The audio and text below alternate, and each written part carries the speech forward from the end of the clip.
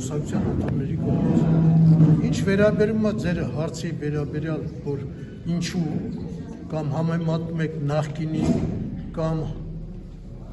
գործող կամ էլ նոր ստեղծված ինչ-որ ձև, ես այն մարդն եմ, ես անձամբ իմ մասին ասեմ,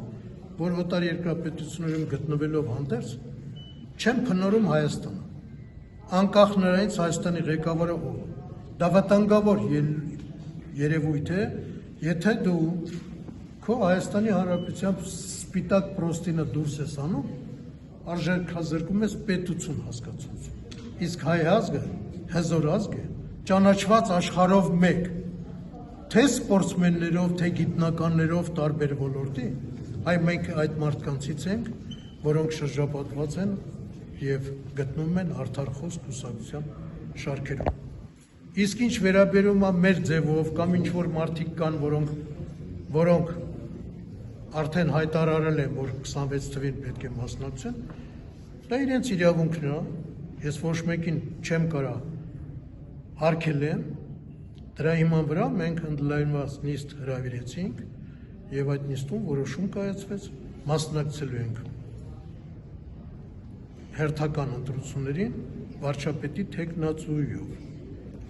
Պարոն Մովսիսյան, իսկ հնարավոր է դաշինքով հանդես գաք։ Այս պահին նմանատիպ խոսակցություն մեր մեջ չկա, կան կուսակցություններ, որոնք սատարում են մեզ, կան հասարակական կազմակերպություններ, որոնք սատարելու են մեզ, պարտադիր չի մենք նստենք հեռուստատեսությունով հռչակագրեր կնքենք, մենք ամենօրյա հանդիպումներ ենք ունենում շատ մարդկանց հետ, ինչ վերաբերում է դաշինքի հետ կապված, մեր խորհրդի անդամ Սաֆարյանը հայտնեց, եթե մեզանից որևիցե մեկը ավելի շատ է ցավում պետության ապագայի համար, մենք պատրաստ ենք, նորից եմ կրկնում, ոչ միայն կյանքներս զոհաբերելու, զիջում հասկացություն չկա, մեր ուժը դրվում է Հայաստանի Հանրապետության շահերից ելնելու։ Պարոն Մովսիսյան, օրինակ չեք վախենում քրեական գործերից, ասացիք, որ արդեն հարուցված գործեր կան, չեք վախենում դրանք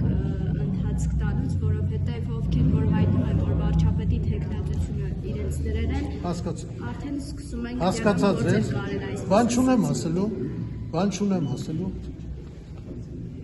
շատ եմ վախենում, պարզ ասեմ, շատ եմ վախենում, բայց ես ամեն ինչ կյանքում տեսել եմ։ Պարոն Մովսիսյանը վախեցել ամեն ինչ տեսել եմ, ինձ սպանելը ավելի հեշտ է, քան վախեցնել։